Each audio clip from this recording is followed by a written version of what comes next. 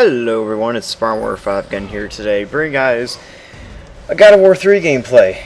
And today I'm just going to bringing up a topic that someone in my comment section brought up and I was kind of interested in. And that's the whole idea that Santa Monica Studios, the people who produce God of War, the console versions, really kind of milked this series, And he brings up a good point, because, when you look at the first game at the ending, spoiler alert here if you really want to see it, it's on my channel, but, they ended it with, Kratos became the new God of War, and the world revered him as their new God of War, and it shows scenes from, the French Revolution, and, World War II, and all these things, way distant future things, as, people always would praise Kratos as the God of War when they went into battle.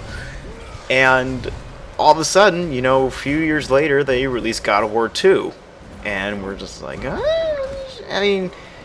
for me, I never really got that into God of War until really, really late. But, it just makes people wonder, well, first off, it's like, alright, another God of War game, it's awesome. But didn't they just say that forevermore people would revere Kratos as the God of War? It doesn't make any sense. And in the second one, he loses his title as God of War, and they pull out a whole new story for it. And, now that I actually really see that, it's just like, did Santa Monica really meant for that to happen, that story to unfold like it did? Or did they just go, alright, God of War 1 was such a success, let's continue it, and keep producing these games. People like this product, so why should we stop with the first one? Let's keep going with this. And that's something that I'm really interested in.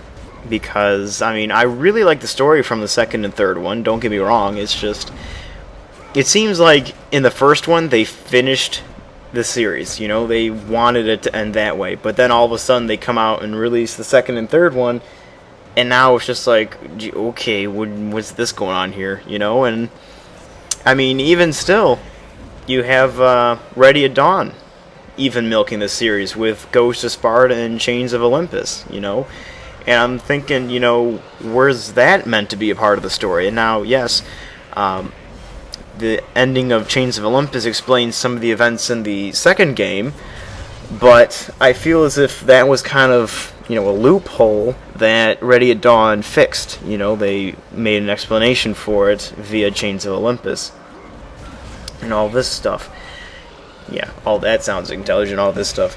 But it seems like a lot of game developers these days really, milk their series. And now I know it's a business, you try and make profits, but in this type of situation, it seemed kind of just forced upon, it wasn't really, this is, how the story was meant to go. It's more of like, hey, this is just another story we kind of came up with to make more profits. And yeah, it's just like, in my eyes, it's not really, good for the community, and as, a gaming community. We want good plots and, overall good games with something we can follow. Now, in the case of God of War, it has just so happened that the plots provided by God of War 2 and 3 were really freaking awesome, in my eyes they were. But in games like Call of Duty, where you've got, Modern Warfare 2, Modern Warfare 3, it seems like they were just creating a new bullshit story to make just so that they can make profits and have somewhat of a, basis of saying, hey, we're going to make another game so that we can have another multiplayer, Call of Duty never really sells for its single player anymore, it's all about the multiplayer.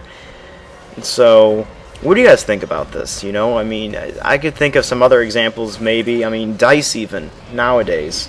Not even DICE, EA. They're already advertising Battlefield 4 and Bad Company 3, and beforehand it would be like, a few years before the next Battlefield game came out. Now it's, next year we're expecting Battlefield 3. And, what's up with that? Would wait, I want to say like 2 or 3 years for Battlefield 3 to come out, when Bad Company 2 was released, and whatever happened to that?